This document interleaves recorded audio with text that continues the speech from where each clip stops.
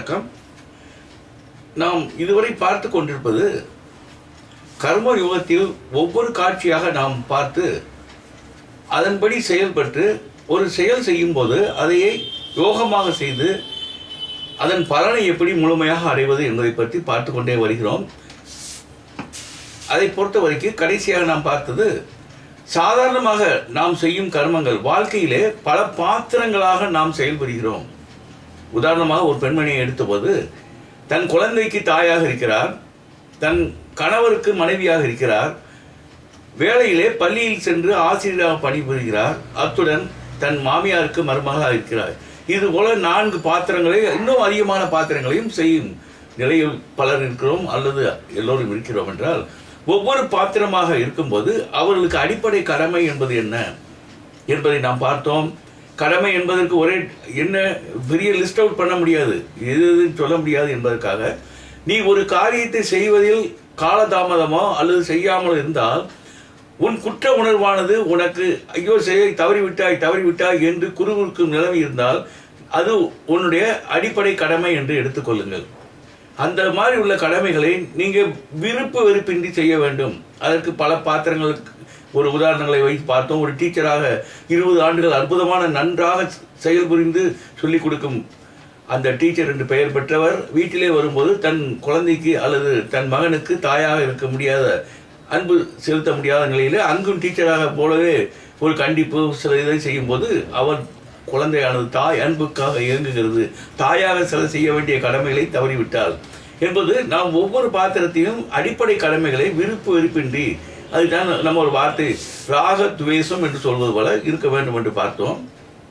இப்படி சாதாரண கர்மங்கள் விசேஷ கர்மங்கள் பார்த்தது போக அடிப்படையாக செய்ய வேண்டிய கர்மங்கள் அவைகளை கண்டிப்பாக நீ செயல்புரியும் போது குறைவாக பலன் கிடைக்காமல் போகலாம் என்ற எண்ணம் இல்லாமல் செய்ய வேண்டியதை கண்டிப்பாக செய்துதான் ஆக வேண்டும் என்றுதான் அந்த கதையில் கூட உபதேசம் சொல்லும்போது அர்ஜுனா நீ போரிலே சென்று வெற்றி அடையாவிட்டாலும் பரவாயில்லை, தோல்வி அடைந்தாலும் பரவாயில்லை, அல்லது மரணம் அடைந்தாலும் பரவாயில்லை, நீ செய்ய வேண்டிய கடமை செய், உனக்கு சொர்க்கம் போல ஒரு நல்ல துன்பமற்ற நிலை உனக்கு கிடைப்பதற்கு காத்திருக்கிறது என்று சொன்னார் என்றால் கடமையின் முக்கியத்துவம் உணர்த்தப்பட்டது.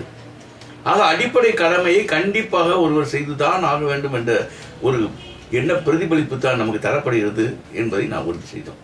இதற்கு அடுத்தபடியாக பார்த்தபோது இந்த கடமைகள் தவிர சில கடமைகள் அந்த பொருளில் சொல்லப்பட்டதை பார்க்கும்போது அதில் யஜ்ஞம் தானம் தபக என்று சொல்லப்பட்டது. யஜ்ஞம் என்பதை பார்த்தோம். அதில் பஞ்சமகா யஜ்ஞம் என்பதை பற்றி பார்த்து ஒவ்வொரு விளக்கமாக பார்த்து பித்ரு ரிஷி முதலில் தேவ யஜ்ஞம் பார்த்தோம், அதுக்கடுத்து ரிஷி யஜ்ஞம் பார்த்தோம், அதுக்கடுத்து பித்ரு யஜ்ஞம் பார்த்தோம், அதற்கடுத்தபடியாக மனித யஜ்ஞம் பார்த்தோம், அதுக்கடுத்து மிருகம் போல உள்ளவர்கள் பார்த்தோம். இப்படி பூத யஜ்ஞம் என்று சொல்லுகிறோம் அதை. ஆக இப்படி ஒவ்வொரு யஜ்ஞத்தையும் பஞ்சமகா என்று 5 யஜ்ஞங்களில் அத்தனை முடிந்து விட்டது. ஆக பிரார்த்தனையிலிருந்து ஆரம்பித்து ஒன்றொன்றாக பார்த்து முழுமையாக பார்த்து முடித்து விட்டோம். அதற்கு அடுத்தபடியாக தானம் என்றால் யஜ்ஞம் தானம் தபக என்று பார்த்தோம். தானம் என்பதை பார்க்கும்போது நமக்கு எப்படி தானம் செய்வது என்றது என்ன பெரிய அதே ஒரே அளவு தானம் செய்யப்பட்டாலும் என்ன பாவனையோடு எந்த சூழ்நிலையில் செய்யாது அதுதான் சொன்னதால் சிறிய உதவி காலத்தினால் செய்த உதவி சிறிதெனினும் ஞானத்திலும் மான பெரிது என்று சொல்லப்பட்டது என்றால் எந்த நேரத்தில் எந்த அளவு எப்படிப்பட்டவர்களால் செய்யப்பட்டது என்பது எப்படிப்பட்ட நிலைமையிலே நீ செய்கிறாய். எக்கு தப்பா பணம் அதாவது தனக்கு வேண்டாங்கிறத மற்றவங்களுக்கு கொடுக்கறது தானமே இல்லைன்னு கூட சொன்னோம் நம்ம. ஆக மற்றவர்களுக்கு தேவைப்படலாம், ஆனால் உனக்கு தேவையற்றதாக இருப்பதை நீ கொடுத்தால் கூட அது தானம் அல்ல, இட் இஸ் நாட் அக்கௌண்டட் அப்படிங்கிற மாதிரி சொன்னார். ஆக நீ தானத்தில் பெரிது அந்த கதை சொன்னோம். ஒரு சப்பாத்தி பயங்கரமான பசி உள்ள இடத்துல 5 சப்பாத்தி ஒவ்வொருவருக்கும் தேவைப்படும் நேரத்தில் ஒரு சப்பாத்தி தான் கையில் இருக்கு, எடுத்து பிச்சு சாப்பிடலாங்கும் போது ஒரு பிச்சைக்காரன் வந்து ஒருத்தன் சில அடியார் வந்து ஐயா எனக்கு பசிக்கிறதுங்கிறது கொடுக்குறார். அவருக்கு ஒன்று பத்தாது இருந்தாலும் கொடுத்தவுடன் மகன் கொடுக்கிறான், மருமகள் எல்லாரும் கொடுத்துட்டாங்கன்னா அந்த குடும்பமே ஆக தனக்கு என்று இல்லாமல் தனக்கு தேவைப்படுவது தனக்கு அத்தியாவசியமாக தேவைப்படுவது தான் ஆசைப்படுவது தான் செய்ய விரும்புவதை மற்றவர்களுக்கு கொடுப்பது தான் அது தானத்திலே பிரதானம். அதுக்குத்தான் அந்த அந்த கதையோட சொன்னோம். அவர் 200 ரூபா தானம் பண்ணிட்டு எனக்கு சொர்க்கத்தில் கொடுங்கன்னு சொன்னாங்க. கொண்டே என்ன பண்ணாங்க கடைசியா அவர் 200 ரூபா அங்கே பார்த்தா 50 ரூபா கொடுத்தோன்னா உள்ளே அனுப்புகிறாங்க சொர்க்கத்துக்கு. 100 ரூபா கொடுத்தாலும் சொர்க்கத்துக்கு டிக்கெட் கிடைக்குது. இவன் அதான் நான் அவன் 50 கொடுத்ததை அனுப்பி விட்டாயே, நான் 200 தந்தனே, என்னை ஏன் இப்படி வெளியே நிறுத்தி விட்டேன்? நிறுத்த மட்டும் இல்லை, ரூபாயை கையில் கொடுத்து நரகத்தை அனுப்பிட்டாங்க. ஏன்? அவன் அந்த மாதிரி எண்ணங்கள், நல்ல எண்ணங்களோடு செயல்படவில்லை. எந்த நிலையில் இருந்து செய்தான் என்றெல்லாம் பார்க்கும்போது அவன் செய்த அந்த 200, அதே போல செய்ததை சொல்லி காண்பித்தே கூடாது. நான் செய்தேன் என்றால் நம்ம சொன்ன மாதிரி ஈகோ இங்கே போய் விழுந்துருவோன்னு அர்த்தம். வலது கை செய்வதை இடது கை அறியக்கூடாது என்று சொல்வார்கள். அந்த அளவிற்கு நீ செய்வதை அதற்கூட நம்ம பார்த்தோம். போகும்போது நம்ம மனசில் எப்படி மாறுது? ஒரு கேட்குறாங்கன்னா ஒரு 200 ரூபா கொடுக்கலான்னு அலமாரியை நோக்கி போகிறோம். பீரோவில் திறக்கும் போது 100 கொடுப்போன்னு வருது. கடைசியாக நாளைக்கு வாப்பா தாரேன்னு சொல்கிற அளவுக்கு அமௌண்ட் கொஞ்சம் கொஞ்சமாக குறைஞ்சி டவுன் ஆகிடுது. ஆக செய்ய வேண்டியதை உடனடியாக நீ செய். அதுக்கு தான் அந்த இது கூட சொன்னாங்க, சாப்பிட்டுக்கிட்டு இருக்க தர்மர் அப்படியே வெள்ளி கிணத்தை தூக்கி கொடுத்தாருன்னா யாரோ பீமன் சொல்லுகிறார், ஐயா ஐயா நாம் சாப்பிடும்போது அதுவும் இடது கையினால் செய்கிறீர்கள் என்றால், நான் சாப்பிட்டு முடிக்கும் போது என் மனநிலை தெரியாது. நான் கொடுக்க வேண்டும் என்று இப்போது நினைப்பதில் மாற்றங்கள் வரலாம். செய்ய வேண்டியதை, அதுவும் தானம் என்பதை உடனடியாக செய்து விடு என்று சொல்லும்போது பார்க்கும்போது தானத்தை பற்றி நாம் விரிவாக பார்த்தோம். அடுத்ததாக பார்க்கும்போது தபகம் என்றால் தபம் என்றால் என்ன? நமக்கு தபம்னு அந்த காலத்தில் ரிஷிகள்லாம் பாடி புதற்குள்ளே போய் தாடி வளர்த்துக்கிட்டு இருக்காங்க. ஒத்த காலில் ஒருத்தர் நிற்கிறாரு. இதுதான் தபம் செய்யறியோ? ஐயோ நான் செய்ய மாட்டேன் சார், அதுக்கெல்லாம் எனக்கு வேணாம் சார் எனக்கு. ஆக தபம் என்றாலே நாம் நினைக்கிறோம் வனவாசத்திலே சென்று தனியாக அமர்ந்து தாடி வளர்க்கிறது, அல்லது ஒரு பெரிய புத்து மாதிரி வளர்ந்துட்டு இருக்கிறது, அமைதியாக இருந்து ஏதோ ஒரு சுலோகங்களை சொல்லிக்கொண்டே இருப்பது என்று நினைக்கிறோம். அல்ல, நீ வாழ்க்கையில இருந்து கொண்டு நீ தவம் செய்தால் என்ன? நீ தவம் என்பதன் டெபினிஷன் எப்படி கடமைக்கு சொன்னேமே அதே போல தவம் என்றால் நீயாக ஏற்றுக்கொள்ளும் துயரம். நன்றாக கவனிங்கள், நீயாகவே ஒரு துயரத்தை ஏற்றுக்கொள்கிறாய். துயரம் என்பது உனக்கு வருத்தம் தருவதாக, செயல் செய்யும் போது உனக்கு துன்பம் தருவதாக இருக்கலாம். ஆனால் நானாக ஏற்றுக்கொண்டால் இது நம்ம செஞ்சதான் நமக்காகதான் என்ற நிலை வரும்போது அந்த துன்பம் உனக்கு துன்பமாகவே தெரியாது. நான் உதாரணமாக இதுக்கு தான் சொல்லுவேன், காலையில் வாக்கிங் ஒரு நண்பர்கள் நாம் சொல்லுவேன், காலையில் 5:30 மணி 5 வரைக்கும் பிரணாயாமம் மாதிரி ஒரு 5 நிமிஷம் மூச்சு போயிட்டீங்க, 5 மணி 5:30 வெளியேறிடணும். வாக்கிங் ஒரு அரை மணி நேரம் 3/4 மணி நேரம் போனால் போதும். அந்த காலை நேரத்திலே அப்பொழுதுதான் அந்த உலகமானது விழித்து கொண்டு வரும்போது பறவைகள் அத்துணையும் ஜீவராசிகள் பூரா வெளியே வருகிறது, சூரியன் வருவதற்கு தயாராகி கொண்டிருக்கிறது என்றால் அந்த நிலை என்பது ஒரு அற்புதமான இயற்கை நிலை. அதை நீ ரசித்து பார்க்க வேண்டும் என்பதற்காக காலையில் இருந்து செல்கிறீர்கள் என்பது பார்த்தோம். அவர் சொல்லுகிறார், நான் செல்லுகிறேன் ஐயா. 2 சொன்னார், எனக்கு தெரிஞ்ச வேடிக்கையாக இருக்கும். ஒருத்தர் சொன்னதை ஏற்கனவே சொல்லியிருக்கேன்னு நினைக்கிறேன். நாம அதாவது சார் நான் 5:30 போய் சொல்லிங்க, 6:30 வீட்டில் வந்து உட்காந்தா வீட்டில் உட்காந்துட்டு நாங்கள் 2 பேரும் 1 மணி நேரம் என்ன சார் உட்காந்து பார்த்துக்கிட்டு இருக்குது? கடப்பாய்ங்க சார், 1 மணி நேரம் உனக்கு ஒரு வாழ்க்கைகளை கிடைக்கிறது. ஒரு நாள் 1 மணி நேரம் செயலாக்கத்தை செய்வதற்காக உனக்கு கிடைக்கிறது. நீ தூங்கும் நேரத்திலோ அல்லது என்னமோ பண்ணிட்டு இருக்கிற நேரத்தில் இந்த ஒரு டிவி பார்க்க ஏதோ ஒரு நேரத்தில் உபயோகமாக ஒரு 1 மணி நேரம் கிடைக்குன்னா, ஒரு நாளைக்குன்னா ஒரு வாரத்துக்கு 7 மணி நேரம். இப்படி பார்த்தா ஒரு எத்தனை நாள் 24 மணி நேரம் போது எத்தனை நாளில் ஒரு நாள் சம்பாதிக்கிற? 3 வாரத்தில் ஒரு நாள் சம்பாதிச்சிடணும். இப்படி பார்க்கும்போது ஒரு ஆண்டுகளிலே எத்தனை மாதங்கள் சம்பாதிக்கிறாய் என்றால் உன் வாழ்க்கையிலே செயலாக்கம் செய்யும் தன்மை கொண்டு அந்த அத்தனை மணி நேரம், அத்தனை நாட்கள், அத்தனை வருடம் இருக்கிறது என்றால் அது ஒரு பெரிய அளவல்லவா? அந்த நிலையை கொள்ளுங்கள். அவர்கிட்ட அது ஒன்று காரணம் சொன்னார். 2வது இன்னொன்று சொன்னார், சார் நீங்கள் சொன்னீங்கன்னா சார் நான் போகிறேன் சார், அரை மணி நேரத்துக்கு 3/4 மணி நேரம் போகிறேன் சார், ஆனால் 5:45 6 வேணாம் சார், 7:30 போகிறேன், 8 மணிக்கு போகிறேன் சார். ஏன் 5:30 மணிக்கு எந்திரிக்கணும்னா 4:30 எந்திரிக்கணும், சில இதெல்லாம் செய்யணும் வைக்கணும் சார், சிரமம் சார். இது எதற்காக சொல்லுகிறோம் என்றால் இந்த சிறிய சிரமத்தை நீ அனுபவிப்பது மூலமாக பின்னால் வர இருக்கும், யாருக்கு எனக்கல்ல உனக்கு வர இருக்கும் பெரிய துயரத்திலிருந்து உன்னை காக்கப் போகிறாய் என்ற எண்ணத்தை வலுவாக்குங்கள். அந்த துயரம் பின்னால் வரப்போகுது, சுகர் வரப்போகுது, ப்ரெஷர் கூட என்னென்னமோ வரப்போகுதியா என்ற பயம் அப்படியே இருக்கு. அதிலிருந்து விடுதலை பெறுவதற்காக இந்த சிறிய ஒரு அரை மணி நேரத்துக்கு முன்னால் எந்திரிச்சு முகத்தை கழிட்டு போகிறது என்னையா வந்தது? ஆக இந்த சிறிய துயரத்தை நீ ஏற்றுக்கொள்வதே பின்னால் வரை இருக்கும் பெரிய துயரத்திலிருந்து உன்னை காப்பதற்காக. யாரோட நான் எங்கள் ஊரில் முதியோர் இல்லம்னு ஒன்று இருக்குங்க, ஒரு 70 பேர் இருப்பாங்க. வாரத்துக்கு 10 அங்கே போயிடுவேன் 3:30 மணிக்கு. சில நேரங்களிலே பஸ்ஸிலே அதிக கூட்டம் இருந்தால் நடந்து கூட செல்வேன். என் நண்பர் சொல்லுவார், கேட்பார், ஐயா அங்கே போனால் உங்களுக்கு ரிமுனரேஷன் சொல்லப்பட்ட காசும் எதுவும் கிடையாது, தானாக நீங்கள் ஒன்றும் மன நிறைவுக்காக செல்கிறீர்கள். அதே சமயத்தில் அங்கே சென்று இவ்வளவு கஷ்டப்பட்டு நீங்கள் போகணுமா என்று சொல்லும் போதே நான் சொல்லுவேன், ரெண்டு சொல்லுவேன். ஒன்று, நான் இங்கிருந்து சென்று முதியோர் இல்லத்திற்கு சென்று என் முதுமையை தள்ளி போடுகிறேன். அதுதான் என் சுயநலம். என் சுயநலத்திற்காகத்தான் செல்கிறேன். அங்கு சென்று பேச வேண்டும். ஆக பேச வேண்டும் என்றால் நான் என்னுடைய அறிவு ஞானத்தை வளர்த்து கொள்ள வேண்டும். நான் படிக்க வேண்டும், உணர வேண்டும், தெரிந்து கொள்ள வேண்டும். பேசும் அளவிற்கு சக்தி கொண்ட மனிதராக நான் மாற்றப்பட்டு அதே நிலையில் இருக்க வேண்டும் என்றாலே அதற்காகத்தான் என் சுயநலத்துக்காக செல்கிறேன் ஐயா. ஆக நான் அப்படி நினைக்கும் போது நான் வைக்கும் ஒவ்வொரு எட்டுகளும் அந்த இலக்கை நோக்கி நான் செல்ல இருப்பதற்காக செல்லும் அந்த ஒவ்வொரு எட்டுகளும் எனக்கு அற்புதமாக சக்தி தருவதாக அமைகிறது. அதே நீ மாற்றம் செஞ்ச ஐயோ இது போகிறோமையா ஒன்றும் கிடையாது ஐயா வச்சுக்கிட்டுன்னு நினைச்சின்னா நீ வைக்கிற எட்டு புறாமே உனக்கு அப்படியே எரிச்சல் வரும். ஆக அந்த அதே செயல்தான் எட்டு எட்டாக வைத்து செல்கிறேன். ஆக என் நினைப்பு அப்படி இருக்கும்போது அது எட்டு வழியாக தெரியவில்லை, சிரமமாக தெரியவில்லை, உற்சாகத்தோடு போய்கொண்டிருக்கிறேன்.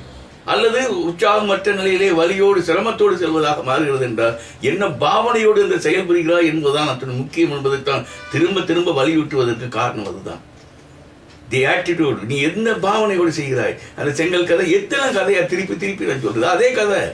நான் கூட கேள்வி பண்ணுவேன், ஒரு 400 கதை இருக்கியா என்கிட்ட, இந்த கதைகளை வைத்து என் கதை ஓடுகிறது இல்லை. எப்படியா என் கதை எப்படி ஓடுது பார்த்தீங்களா, இந்த 400 கதைகளை வச்சு என் கதை ஓடுது, இதே ஒரு கதையா அப்படின்னு அது மாதிரி சிரம சொல்லிட்டு அதுக்கடுத்து நம்ம பார்க்க போவது என்ன பார்த்தோம் என்றால் தானத்திற்கு அடுத்தபடியாக தவம். தவம் என்றால் என்ன பார்த்தோம், நாம ஏற்றுக்கொள்ளும் சிறு துயரம். இதை எதுக்காக நாம மெயினாக செய்யணும் பாருங்க. நம்ம வாழ்க்கையிலே இதே அளவு உற்சாகத்தோடு செயலாக்கத்தோடு கடைசி வரை இருக்க முடியுமா? நீ வாலிபனாக சிறுவனாக இருந்தாய், உன் செயலாக்கம் எப்படி இருந்தது? வாலிபனாக இருக்கும்போது செயலாக்கம் எப்படி இருந்தது? இந்த நிலைமையில் நீ 60, 65, 70 என்ற நிலை வரும்போது உன் நிலையானது எப்படி இருக்கும்? அதற்கு மேல் 70, 80 போகும்போது எப்படி இருக்கும் என்பது உனக்கு தெரிந்தது. எல்லோரும் அந்த நிலையில் போய்த்தான் ஆக வேண்டும். சிறுவனாக இருக்கிறான், படிக்கிறான், வாலிபனாகிறான், வருடம் ஓடுகிறது. அந்த இடத்திலே கண்டிப்பாக அவனுக்கு உடல் இயக்கத்திலே உறுப்புகளிலே இயக்க தளர்வு வரத்தான் செய்யும். ஞாபக சக்தி குறைஞ்சி போகுது. ஞாபக சக்தி குறையிறது ரொம்ப சந்தோஷம். ஏன்னா பழைய காலத்தில் நடந்த வேண்டாத விஷயங்கள்லாம் எடுத்தெறியப்பட்டு விட்டது. அவனை பார்த்தா எங்கேயோ பார்த்த மாதிரி இருக்கு. ஒரு 5 வருஷத்துக்கு அந்த ராஸ்கல் இன்னும் 220 வருஷத்துக்கு வஞ்சாயான்னு ஞாபகம் இருந்தது. அவனை பார்க்கும்போது அந்த நினைவு வந்தது. இன்னைக்கு ஞாபகம் மதியில் அது போயிடுச்சு. It's A happy thing. ஆக மறதி என்பதும் உனக்கு கொடுக்கப்பட்ட வரப்பிரசாதம். சில வேண்டாதவை எல்லாம் உன் மூளையிலிருந்து எடுத்தெறியப்படுகிறது என்றால் அது வேண்டியதை அதுதான் அதே நேரத்தில் வேண்டியதை விடாமல் வச்சுக்கணும். அதுக்கு தான் நான் சொல்கிறேன் பயிற்சிகள். எது அங்கு தங்க வேண்டும், எது இப்போல்லாம் நான் சில நேரங்களில் பார்த்தா வேடிக்கை இருக்கு. நான் ஏதோ ஐடியில் ஏதோ ட்ரைனிங் போயிட்டு வந்து மாடியில் ஒருத்தர் இன்ட்ரோடியூஸ் பண்ணாங்க. Yes sir I am happy, very happy to meet you என்று சொல்லிவிட்டு ஒரு 15 நிமிஷத்துக்கு கீழே வந்தேன். அந்த ஆள் எங்கேயோ பார்த்த மாதிரி இருக்கேன்னு. ஐ திங்க் ஐயோ சீனியர் சம்பேர் இருந்துச்சுன்னு அதுக்கு இருக்கு. இப்போ மேலே தாண்டா இப்போ காம நேரத்துக்கு முந்தி கை கொடுக்குனேன். ஐயோ சீனியர் சம்பேர்னா என்னையா அர்த்தம்? இதை விட வேடிக்கை என்னென்னா இந்த ஆனந்தவுடன் குமுத புருஷத்தை படித்து 40-50 வருஷம் இருக்கு எனக்கு. கதை படிக்கிறாங்க. அந்த கதையை படிக்கும்போது ராமநாதன் வந்து கொண்டிருந்தான் இப்படி ஏதாவது ஒன்று இருக்கும். அடுத்த பக்கத்தை பார்த்தா ராமநாதன் ஹூ இஸ் ராமநாதன்? இப்போ போன பக்கத்தில் படிச்சியா அவன் தான் கதை. நான் வீட்டினுடைய குடும்ப தலைவனை வந்தாயா தெரியல, மறந்து போச்சியா? அது உள்ளே போக வேண்டிய அவசியம் இல்லை. ஒரு மாதிரி நான் இது ஒரு ஏதோ சைக்காலஜியில் போய் பிஜிடின்னு சொல்ல கோர்ஸ் படிக்கும்போது ஒரு வைவோவசி கேட்டார் ஒருத்தர், எனக்கு how many things are there. நான் ஏதோ ஒன்று தப்பு தவறான்னு சொன்ன மாதிரி 110 ஓகே அப்ராக்சிமேட்லி கரெக்ட் ஓகேன்னு விட்டுட்டு இன்னொன்று கேட்டார் 236ங்கிறது. I very sorry sir I don't ரிமெம்பர்னு. என்ன சார் இதோட உங்களுக்கு தெரியலையா? நான் அதை தெரிந்து கொள்ள வேண்டும் என்று நினைக்கவில்லை ஐயான்னு. எப்படி அதை போய் நான் மனசில் போட்டு at any time I can refer a book. Lot of books are available. I can refer and take the material in good sense and use it. இதை போய் 236 மண்டையில் போட்டுட்டு அதுக்கு இருக்கிற இடம் நெருக்கடியில் உட்காந்துட்டு இருக்கு. இதையும் கொண்டு போட்டு வேண்டாது ஏன்னு. யூ ஆர் அ ஸ்டூடெண்ட், ஐ ஆம் தி external examiner asking question, you are selling something என்ற. சரியா படிச்சுக்கோங்க. எனக்கு தெரிஞ்சு அவ்வளோதான். கடைசியாக சொல்லிட்டேன், எவ்வளவு குற்றங்கள் இருக்கிறதோ அவ்வளோ மார்க்கை குறைத்து கொள்ளுங்கள் ஐயான்னு. எனக்கு தெரிஞ்சது அவ்வளோதான். அதை நினைவில் கொள்ள வேண்டும் என்ற எண்ணமே எனக்கு வரவில்லை. அது அவசியம் இல்லை என்று நினைக்கிறேன் என்றார். சரி சார் அவங்ககிட்ட பேசி போயிட்டார். போயிட்டு ஒரு 1/2 மணி நேரம் கழிச்சு என்னுடைய விசிட்டிங் கார்டு எல்லாத்தையும் பார்த்து ஐ வெரி சாரி சார், உங்களை இப்படி கேட்கக்கூடாது, உங்களை அமர்த்தி விட்டு நான் நன்றாக இவ்வளவு இது பண்ணிட்டீங்க சார், மன்னிச்சுக்கோங்க சார். அதை விடுங்க நண்பரே, அதை மறந்து விடுங்க. ஆக ஒவ்வொருவருக்கும் நம்ம சின்ன குழந்தைகளை படித்தது சிலது அற்புதமாக ஞாபகம் இருக்கேன். எதாவது எப்படி எந்த நிலையிலே மறக்கடிக்கப்பட்டது, எப்படி மறைந்து விட்டது தெரியவில்லை. நான் சொல்லுவேன், ஒவ்வொரு பாடத்தில் சொல்லிக் கொடுக்கும்போது, எங்கள் பாலிடெக்னிக்கில் சொல்லிக் கொடுக்கும்போது அந்த எலக்ட்ரிக்கல் இன்ஜினியரிங் வரும்போது இன்ஜினியர்கள் நான் மறந்து சொன்ன சொல்லலை. இன்ஜினியர் ஒரு காரியாவட்டியில் ஏதோ ஒரு இன்ஜினியரிங் காலேஜில் போய் என்கிட்ட பேசியிருந்தேன் சத்தியமதை பற்றி. என்ன சார் இங்கே வந்து இன்ஜினியரிங் காலேஜில் உங்களுக்கு என்ன சார் அடக்கு போல? I am engineer basically, BE, not only BE, I am FIE, AMIE, MIE மேலே எஃப்ஐஇ வாங்கியிருக்கேன். ஞாபகம் வச்சுக்கோ, ஐ எம் பேசிக்கலி இன்ஜினியர் என்பதை மறந்து கொண்டே இருக்கிறேன் என்றால் அடிப்படையாக படித்தவைகள் அறம் செய்ய விரும்பு என்பது மறக்கிறதா? மறக்கவில்லை. அதுபோல சில விஷயங்கள் ஏற்றப்பட்டது இன்னும் நினைவில் இருக்கிறது. போன ஒரு மாதத்துக்கு முன்னாடி நடந்ததெல்லாம் போச்சு, எரேஸ் ஆகிப்போகுது. ஆக சில தன்மைகளை கொண்டு நீ அந்த ஞாபக சக்தி பற்றி பேசணும்னா நம்ம அதை சொல்லுவேன் நான்.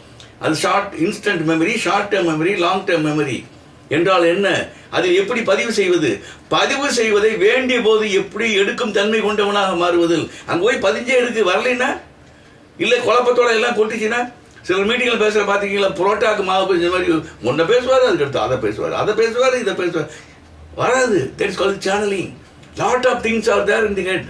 அது ஒரு வழிப்பட்டு சேனல் வழி அப்படியே வந்துக்கிட்டே இருக்கணும், வாய் வழியாக ஃப்ளோ ஆகிக்கிட்டே இருக்கணும். ஒரு வார்த்தைக்கு மறு வார்த்தை மேறுபாடு இல்லாமல் வந்து கொண்டே இருக்க வேண்டும் அளவிற்கு உன் எண்ணத்தின் வழிபாடு, செயலின் வழிபாடு இருந்து கொண்டு இருக்க வேண்டும் என்பதுதான் தத்துவம். இப்படி பார்க்கும்போது, ஒன்றொன்று பார்க்கும்போது நம்ம எங்கிருந்து எங்கே போயிட்ட பாருங்க. அப்போ நம்ம சொன்னபோது நமக்கு இந்த கடைசியாக சொல்லப்பட்டது தபக என்று சொல்லலாம், தபம் என்று சொன்னோம். ஆக இதே நிலைமை இல்லாமல் உன் உடல் உறுப்புகளின் இயக்கமானது குறைகிறது. நான் கூட கேள்வி பண்ணுவேன், பல்லு ஏயா உழுது உனக்கு? எல்லா உடல்ல கண்ணு எல்லாம் கொஞ்சம் கொஞ்சம் பல்லு மட்டும் டொபக்கு டொபக்குன்னு 42 உழுது. சொத்தை பண்ணுறது நம்மளே வேண்டாம் தின்னு பண்ணுறோம். இயற்கையாகவே பற்கள் ஆடுகிறது, உளுந்துகிறது. நம்ம அவர்கிட்ட போய் நான் டாக்டர்கிட்ட போனால் கூட, சார் ஊசி போட்டு எடுக்க வேணாம் சார், அந்த பல்லு இயற்கையாக மரணம் ஆகட்டும் சார்னு. சிலருக்கு அந்த மாதிரி நினைத்து ஆடிக்கிட்டே இருக்குது சார், 3 மாதமாக ஆடுது, குறைக்கு வர மாட்டேங்குது. உள்ள வேறு நல்லா இருக்கும் சார், வேறு நல்லா இருக்கு சார், அப்படி கிடுக்கு. ஆக நம்ம சாப்பிடும்போது வலிக்குது, வேண்டாம்னு நினைக்கிறது. ஆக இப்படி பற்கள் உழுவதற்காக நான் சொல்வது எல்லாமே உன் இயக்கம், ஜீரண மண்டலத்தினுடைய இயக்கமானது குறைபாடு வருகிறது. ஒரு காலத்தில் கோழியும் சிக்கனு அன்னத்தையும் போனவே கடிச்சு டகார் என்று கடித்து அந்த லெக் பீஸ் எல்லாம் பிச்சுக்கு தின்னுட்டு இருந்தோம். ஆக இந்த அளவிற்கு உன் ஜீரண இயக்கமானது குறைந்து விட்டது. ஆக உனக்கு தேவையை நீ குறைத்துக்கொள், உன் செயலையும் ஓரளவுக்கு குறைத்துக் கொள்ளலாமே. அதற்கு தக்கபடி உன் இன்புட் என்று சொல்லப்பட்டதை குறைக்க வேண்டும் என்றால் இந்த மாதிரி மற்ற கடிக்கிறது வைக்கிறதெல்லாம் கடின பொருட்களை கரைப்பதை கொஞ்சம் குறைத்துக்கொள் என்பதற்காக. இந்த ஆள் சொன்னா கேட்க மாட்டாங்க, பல்லு விழுந்துன்னா கடிக்க முடியாது. நம்ம என்ன செய்யறோம், அதற்கும் பல்லு, பொய்ப்பல்லு. அந்த பொய்ப்பல்லு சார் நல்லா ஸ்ட்ராங்காக ஒரு 8,000 10,000 பணம் பரவாயில்லை சார். அந்த ஏதோ ஜெர்மன்லேயே எங்கே ஜப்பான்லேருந்து ஒரு அப்படியே கல் மாதிரி கடிக்குமா சார்? ஏன்ப்பா நான் சிக்கன் சாப்பிடணும் சார் கடைசி வரைக்கும் அப்படின்னு ஆசை அவருக்கு. அப்போ அந்த பல்லு விழுவதன் நோக்கமே உணவை, கடினமான பொருள்களை அல்லது வேண்டாத பொருள்களை குறைவாக சாப்பிட வைக்க வேண்டும் என்பதற்காக உழப்பட்டதை மாற்றி அமைத்து அதையும் பல்ல கட்டிட்டு நம்ம சாப்பிடணும். அதை விட வேடிக்கை, அதாவது நம்ம ஏதோ ஒரு கதை சொல்லுவாங்க, ஒரு கால் எனக்கு நாம் காலில் ஷூ இல்லாமல் இருக்கு, என் காலிலே செப்பல் தான் இருக்கிறது, ஷூ இல்லையே என்று வருத்தப்பட்டு கொண்டு செல்கிறேன். எதிரிலே ஒரு கால் இல்லாத நண்பர் வருகிறார். அவரை பார்த்தோன்னா அச்சா நமக்கு 2 காலம் இருக்கு என்று சந்தோஷம் இல்லை. இதே போலதான் எனக்கு பல்லு கொஞ்சம் கொஞ்சமாக ஒரு காலத்தில் ஆட ஆரம்பித்தோடனே சா என்ன பண்ணுறது, பின்னால் சாப்பிடணும். ஒரு வீட்டுக்கு சென்று ஏதோ ஒரு வீட்டில் போய் கல்யாண வீட்டில் எங்கேயோ உட்காந்தா ஒரு என்னை விட வயதானவர், ஒரு பல்லும் இல்லை, இந்த வாயெல்லாம் சபக்குன்னு ஊனில் இருக்கு. அந்த ஆள் சிக்கன்லாம் ஊனில் வச்சு திங்கிறார் சார். அது இல்லை, அது பீஸெல்லாம் அப்படி கடிச்சாருன்னா எப்படி எலும்புள்ளவன் அதை எப்படி இந்த லாபகமாக அந்த கறியை மட்டும் எடுத்துட்டு எலும்பு போடுற மாதிரி அப்படி எடுக்கிறாரு. என்ன சார்னா ஊன் இறுகி விடும். நல்ல தீரி சார் சொன்னீங்க சார், நானும் எனக்கு சந்தோஷமா இருக்கு சார். எந்த காலத்துலையும் ஏன் ஊனை இறுக்கி நான் சாப்பிட்டுக்குவேன் சார். பாருங்க, அந்த கால் இல்லாத கதை தான் எனக்கு. அதை பாரு, நான் என் பல்கள் வலிக்கிறதே நாளைக்கு விழுந்து விடுமே என்று வருத்தம் இல்லை.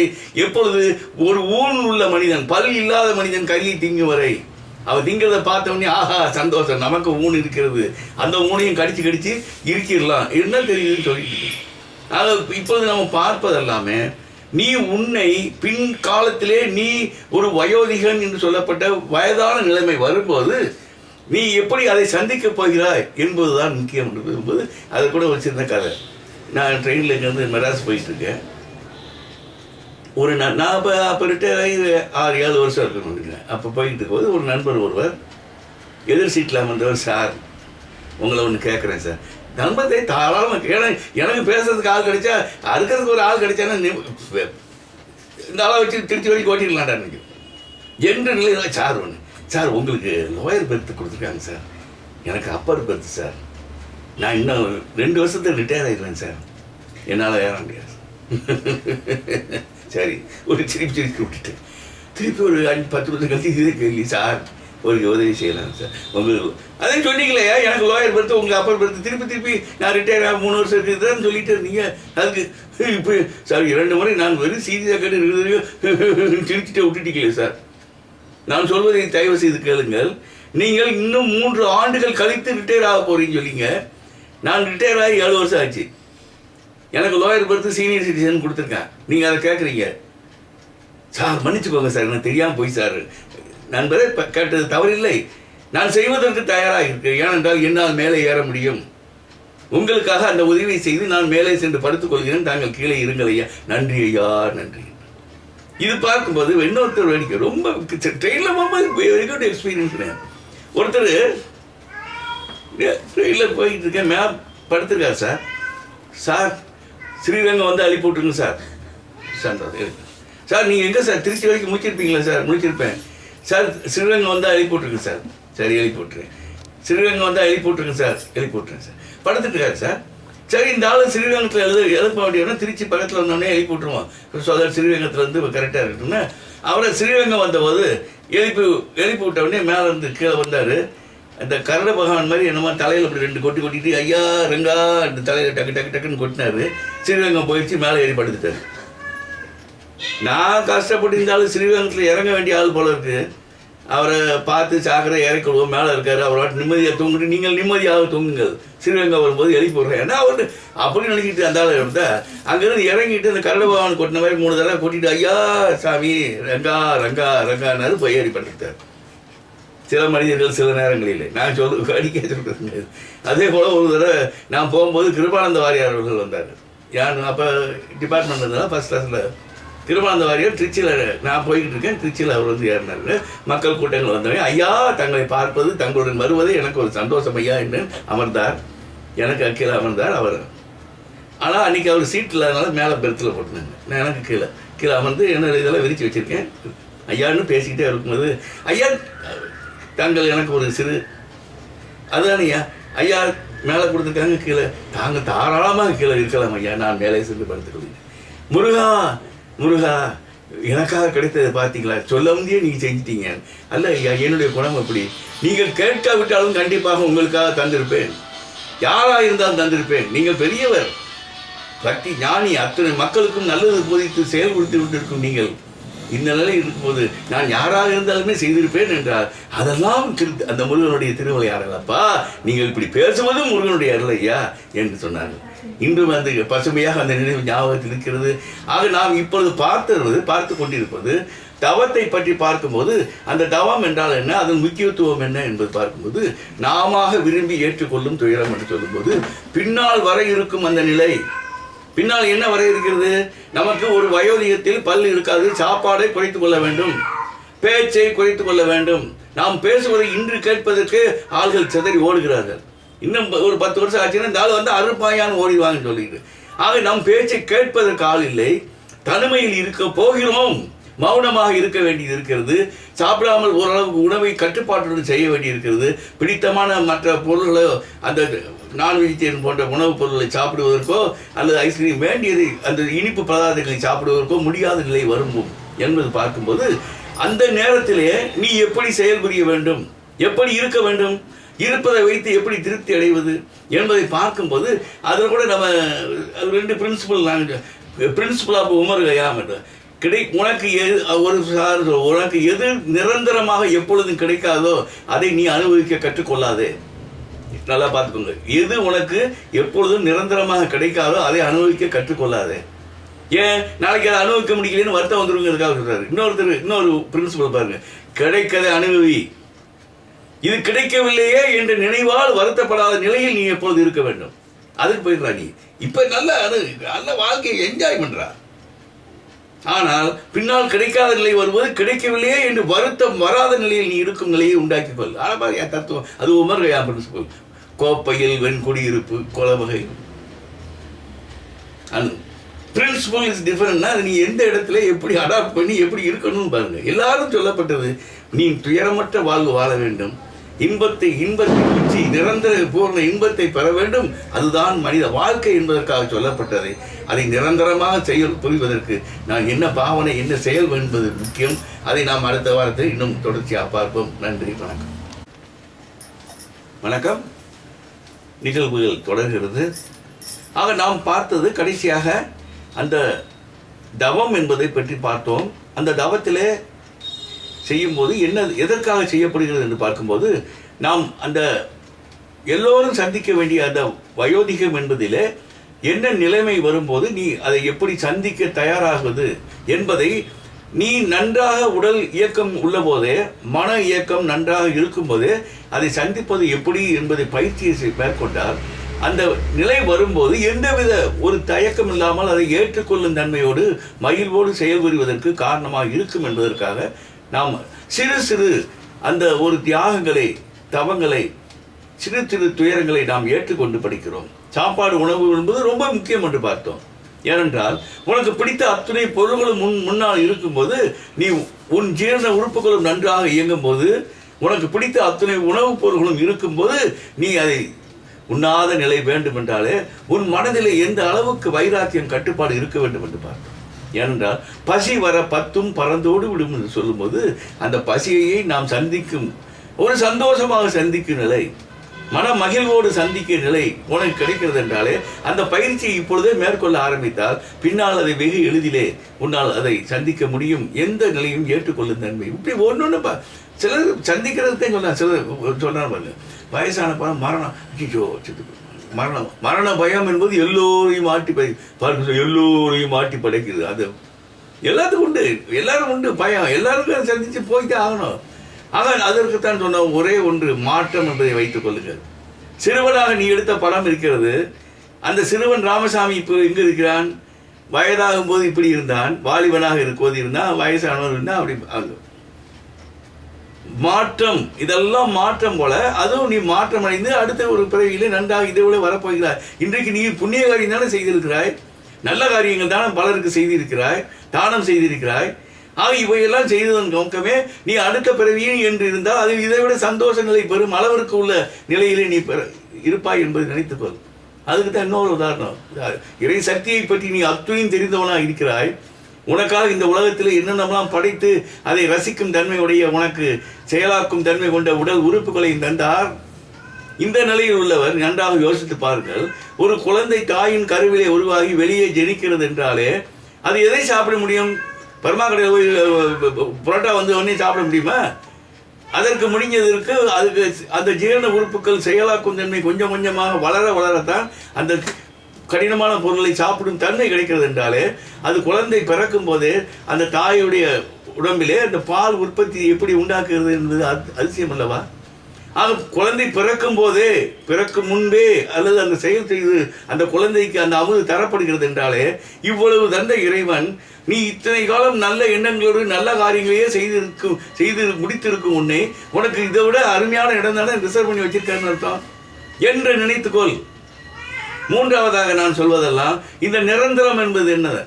நீ ஒரு இழப்பை உன்னால் சந்திக்க முடியவில்லை, ஒரு மாற்றத்தை உன்னால் சந்திக்க முடியவில்லை. ஒரு மாற்றம் நிகழும் போது உனக்கு மனதிலே ஒரு செயலாக்கும் தன்மையில் மாற்றம் வருகிறது. அல்லது ஒரு இழப்பு, நமக்கு மிக வேண்டியவர் ஒருவர் மரித்து விட்டால் நமக்கு அந்த இழப்பை தாங்க முடியாத நிலைமையிலே நாம் இருந்து கொண்டிருக்கிறோம் என்றால் நீ நிரந்தரமான ஒன்றின் மீது அன்பு செலுத்த பழகு. அந்த நிரந்தரம் மாற்றம் இல்லாதது அழிவில்லாதது என்ற நிலை வரும்போது உனக்கு அந்த அழிவினால் வரும் அந்த ஒரு அதிர்ச்சியோ அந்த மாற்றத்தினால் வரும் அந்த வேண்டாத நினைவுகளோ இல்லாமல் தப்பிக்கலாம் என்றால் அந்த நிறைவுடைமை பெற்று அல்லது எப்பொழுதும் நிரந்தரமானது அந்த இறைவன் என்றால் இறைவன் மீது பக்தி கொள். அந்த இறைவன் என்றைக்கும் மாற்றம் இல்லாதவன், என்றைக்கும் அழிவில்லாதவன். அதனால் அந்த மாற்றத்தினால் வரும் துயரத்தையும் அழிவினால் வரும் துயரத்தையும் நீ பெற முடியாது. நீ இறைவன் மீது முழு நம்பிக்கையோடு இருந்து கொள், இறை சக்தியோடு இறை பக்தியோடு இருந்து கொள் என்பது சொல்வது. இவைகளெல்லாம் நமக்கு வர இருக்கும் அந்த மரண பயத்திலிருந்து நாம் தப்பிப்பதற்கு நாம் அதிலிருந்து மாறுபட்ட எண்ணங்களோடு அதை சந்திப்பதற்கு தயார் நிலையிலே உற்சாகமாக சந்திக்கும் நிலையில் அது பாருங்க தெரியாமல் இருக்குது. நான் சொன்னேன் போனதாக சொல்லிட்டு அதை விட்டுட்டேன். என் நண்பர் ஒரு வாஸ்து சாஸ்திரம் சொல்ல அந்த ஹெர்பல் வாஸ்தை பற்றி நான் அவ்வளோதான் சாயந்தரம் என் கூட இருந்தார். சாயந்தரம் இங்கேருந்து வேலூருக்கு ஏற்றி அனுப்புனேன். மறுநாள் காலையில் கேட்டால் ஆளை காணோம்.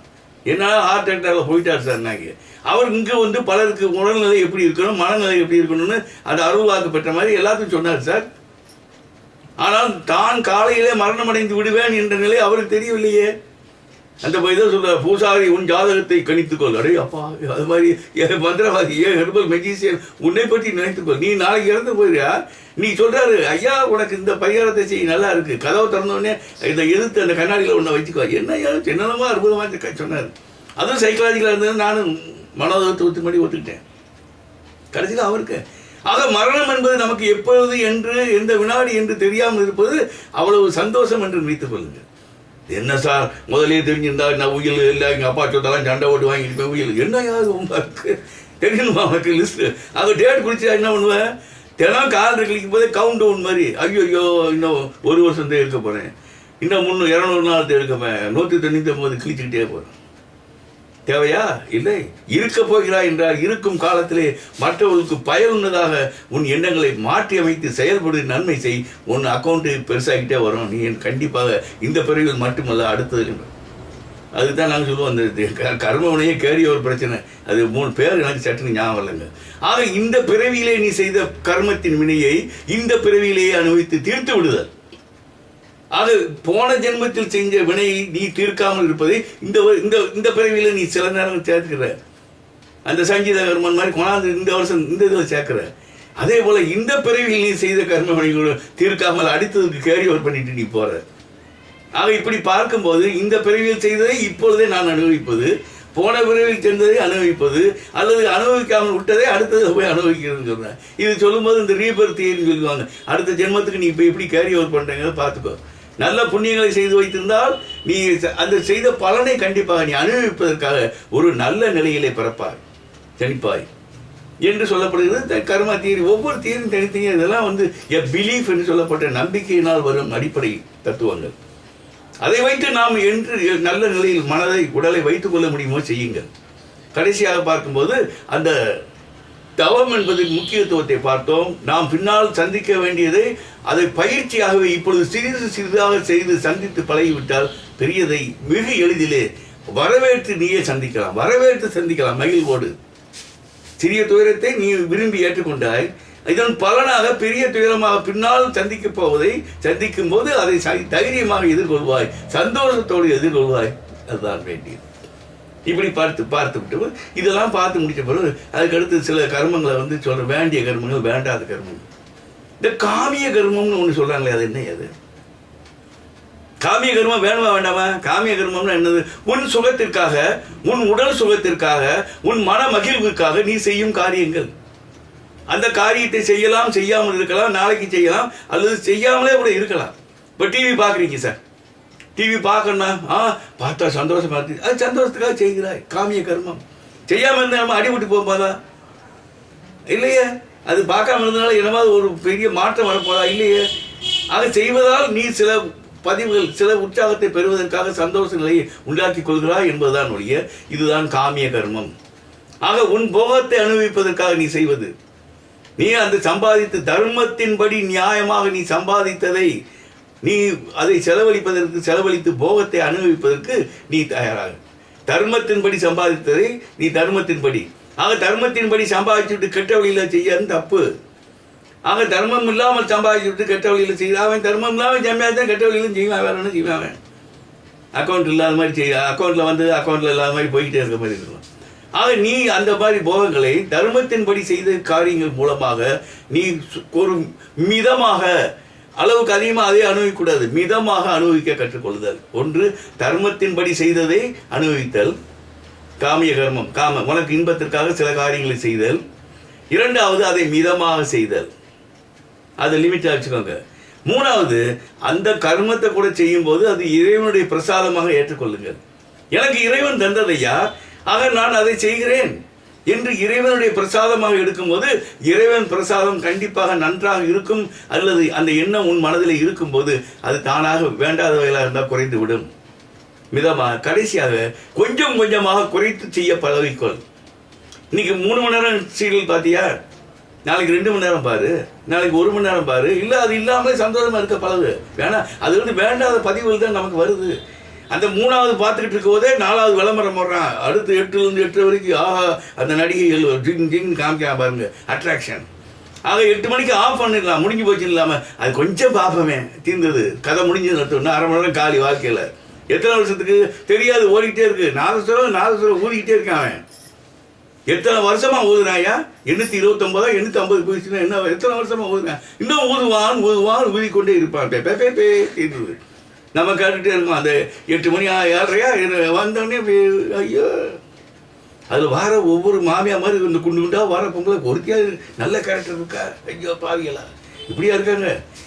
நம்ம ஊரில் இல்லாத மாதிரி இல்லை காமிக்கிறான் அவன். இப்படியா இருக்காங்க நம்ம ஊரில். நல்லா மாமியார் மருமகள் உறவு, மருமகள் மாமியார் உறவு எவ்வளோ அற்புதமாக நம்ம ஊரில் செய்ய ஜங்ஷன். நான் சொல்லியிருக்கேன், அம்மா போகிறா, அவங்க அம்மா வீட்டுக்கு போகிறா, மாலை கோயிலுக்கு அங்கே இருக்கிற சந்திப்பில். டேய் போயிடியா, வீட்டில் சாவி மாடியில் நிலையில் வச்சுருக்கேன், எடுத்துகிட்டு வீட்டில் போய் நல்லா பதார்த்தமாக செஞ்சு வச்சுருக்கேன், சாப்பிட்டு தலையில் நிறையா பூவை வச்சுக்கோ. எப்படி தலையில் நிறையா பூவை வச்சுட்டு மாப்பிள்ளைக்கும் எடுத்துகிட்டு போ. இது அங்கே போகுது, இது அவங்க அம்மா வீட்டுக்கு போகுது. Crossing, double crossing. இது மாதிரி இந்த வடியாஞ்சலில் நிறையா கிராசிங் நடக்கும்.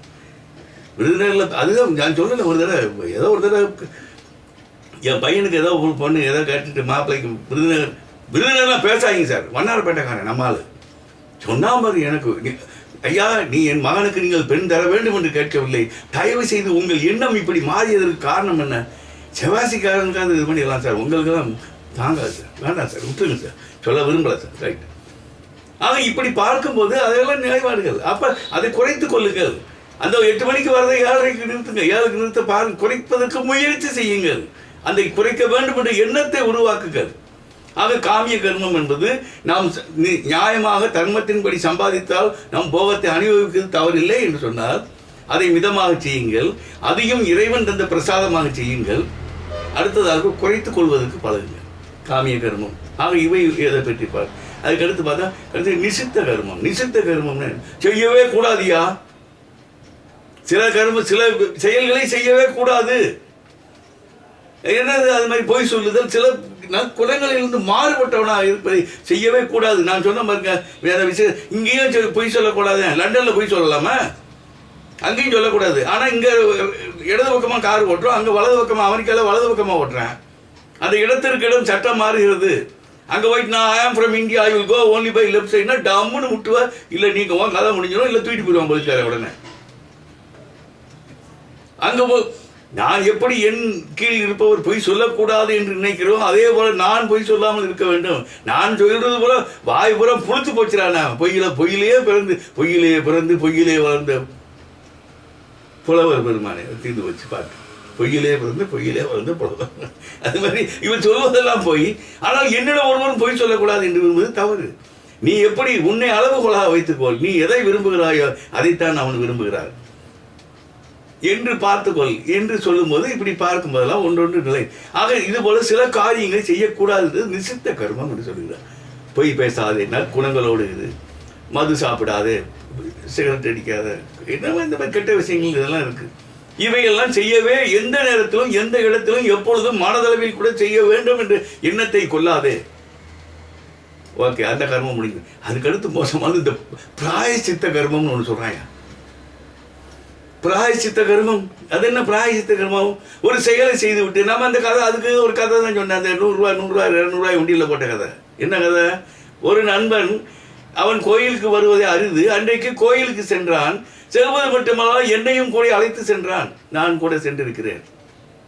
பேசி எல்லாம் சுற்றிக்கிட்டே இருந்து ஏதோ ஊர் கதையெல்லாம் பேசிட்டு, அது பிரகாரத்தை சுற்றும் போதாவது தெய்வ சந்நிதியில் சுற்றுறேன்னு நினைக்க வேண்டாமா? ஏதாச்சும் நினச்சிக்கிட்டு சுற்றிக்கிட்டே வந்தேன். 100 ரூபாய் உண்டியில் போட்டேன். கொஞ்ச நேரம் கழிச்சு பார்த்தேன், இன்னும் 100 ரூபாய் எடுத்து போட்டேன். இவளுக்கு ஏடா கோயிலுக்கே நீ என்னைக்கு ரொம்ப ரேர் வர்றது, வந்துட்ட ஏதோ சுற்றிலாம் 100 ரூபாயை போட்டேன், 200 ரூபாயை போட்டேன். என்னடா ஏய் அப்பா, போன வாரத்து ஒரு 10 நாளைக்கு முந்தைய ஒரு தவறான செயல் செய்து விட்டேன், ஒரு காரியம் செய்யக்கூடாது செய்து விட்டேன். ஆக அது சதா என் மனதிலே உறுத்தி கொண்டிருந்ததா ஒரு நண்பரிடம் ஒரு பூசாரி மாதிரி ஒரு ஆள்கிட்ட போய் கேட்டபோது அவர் என்ன சொன்னார், தெய்வத்திற்காக நீ 100 ரூபாயை நினைச்சு உண்டியில் போட்டு, இன்னும் செய்ய மாட்டேன்னு நினைச்சிட்டு உண்டியில் போட்டுரு, சரியா போயிட்டு, it will be taken care by the lord. Okay, போட்டாச்சு. இவன் கேட்குறேன், இன்னொன்று 100 ரூபா போடச்சினாலும் போட்டியில் இன்னொரு 100 ரூபா போட்டு, இல்லையா என்னால் முடியல, இன்னைக்கு அதே கெட்ட காரியத்தை இன்னைக்கு செய்ய போகிறேங்க, தவறு செய்ய போகிறீங்க, அதுக்கு அட்வான்ஸாக புக் பண்ணிக்கிறேன். அப்போ மனசில் செய்வது தவறு, பேசுவது போய், நல்ல செயல் செய்யவில்லை, அதே சமயத்தில் அதனால் பலன் கெட்ட பலன்கள் வரக்கூடாது, அதற்காக உண்டியில் போறேன்னா தவறு. நீ உண்டியில் போறதை விட உன் மனதளவில் முழுமையாக இந்த எண்ணத்தை நான் சிறிதளவு மனதில் எண்ண மாட்டேன், இந்த எண்ணத்திலிருந்து எனக்கு விடுதலை கொடு என்று நீ நற்பண்புகள் வேண்டும் என்று அந்த பிரார்த்தனை செய்து இறைவனிடம் கேள். நற்பண்புகளை குண தியானம் கேள். நல்ல குணவானாக இரு. குணவானாக நீ இருக்க எந்த நேரத்திலும் எப்பொழுதும் எல்லாராலும் நீ பாராட்டப்படுவாய் என்பதுதான் அதன் தத்துவம் என்று சொல்கிறோம். ஆக இப்படி பார்க்கும்போது நல்ல குணம் செய்துவிட்டு பரிகாரம் செய்வேன், செய்யக்கூடாது. செய்ய வேண்டும் என்ற எண்ணம் வரும்போதே நீ அதை பரிகாரமாக அதை இருந்து விடு. அதற்கு பரிகாரம் என்ன? நல்ல எண்ணங்கள், நல்ல செயல்கள், நல்ல விளைவுகள், இவைகளெல்லாம் இருந்து கொண்டிருந்தால் எதற்காக பரிகாரம்? செய்வதெல்லாம் நீ புண்ணிய காரியம், எதற்காக பரிகாரம்? நீ செய்வதெல்லாம் நல்ல காரியம், எதற்கு பரிகாரம்? தேவையற்றது. செய்வது தவறு, பேசுவது பொய், அதற்காக பரிகாரத்தை மனதில் சிறிதளவு நினைக்காது. பரிகாரம் செய்ய வேண்டிய அளவிற்கு என் செயல் செய்யப்படவில்லை, செய்யப்பட மாட்டாது என்ற உண்மை நிலையை நீ ஒரு உறுதியான நிலையை கொள்ளுங்கள். ஆக அந்த சொல்லப்பட்ட பரிகாரத்துக்காக சொல்லப்பட்ட கர்மங்கள் இதுக்காக பார்க்கும்போது நிசித்த கர்மம் பார்த்தோம், காமிய கர்மம் பார்த்தீங்க, பிராயச்சித்த கர்மம். பிராயச்சித்தம் என்று இறைவார் சார் அப்படின்னா ஒருத்தர் கேட்கிறாரு, சார் பாவ மன்னிப்பு அது எண்ணத்தால் நீ மன்னிப்பு பெறுகிறாய். எண்ணத்தால் மன்னிப்பு பெறும்போது மனதளவில் கூட இனி அந்த எண்ணத்தை நினைக்க மாட்டேன் என்று உறுதி செய்கிறாய். கண்டிப்பாக அந்த விமோச்சனம், அந்த விபத்திலிருந்து, அந்த செயலிலிருந்து நீ மாறுபட்ட மனிதனாக மாறி தர்மகாரியங்கள் செய்ய சில கர்மங்களால் விளைவை நீ அனுபவிக்க சுட்டு எரிக்க முடியும் என்பதுதான் தத்துவம். ஆக நாம் ஒரு தடவை வரும்போது அப்போ இப்படி பார்க்கும்போது கர்ம யோகம் என்பதை ஆரம்பத்திலிருந்து கடைசி வரை வாழ்க்கை தத்துவங்கள், உன் செயலாக்கும் தன்மை, நீ கர்த்தாவாக என்ன செய்ய வேண்டும், அதனுடைய பலனை பெறும்போது எப்படி இருக்கும்போது என்ன பாவனை, ஆட்டிடியூடு என்று அத்துணையும் கதைகளையாக அருமையாக சொல்லப்பட்டதால் உன் செயலாக்கத்திற்காக நான் கர்மயோகியாக இருக்கிறேன்னு பெரிய பாறாங்களை தூக்க வேண்டிய அவசியம் இல்லை, பெரிய வண்டி எடுக்க வேண்டிய அவசியம் இல்லை. சரி, சில பதிவுகளை என்ன மாற்றங்களை மனதில் கொண்டு செய்தால் நீ அந்த கர்மத்தை கர்ம யோகமாக மாற்றி வாழ்க்கையிலே பெற வேண்டியதை துயரமற்ற வாழ்க்கை, எனக்கு இன்பம் வர வேண்டும், பேரின்பமாக வர வேண்டும், துயரமில்லாமல் வாழ வேண்டும் என்றால் இந்த கர்ம யோகத்தில் சொல்லப்பட்டதை எல்லாம் நீங்கள் கடைபிடிக்கும் போது அதை தானாக அடைந்து நல்ல நிலைமையில் நீங்கள் மட்டுமல்ல உங்களை சுற்றி உள்ளவர்கள், உங்களுக்கு வேண்டியவர்கள் அத்துணை பேரும் நன்றாக வைத்திருக்க முடியும் என்பதற்காக தான் இந்த யோகத்தை முதலில் சொல்லப்பட்டது. அருமையாக நீங்கள் பாடம் கேட்டு முழுமையாக அதில் ஏதோ 1-2 இன்றிலிருந்து உறுதி செய்து செயல்பாடு செய்வேன், அதன் பயனை அனுபவிப்பேன் என்ற நிலையோடு நீங்கள் செய்ய ஆரம்பிக்கும் போது நான் பேசியது பலன் அதுதான். எனக்கும் அதில் சிறு பங்கு கண்டிப்பாக கிடைக்கும். நன்றி, வாழ்க, வணக்கம்.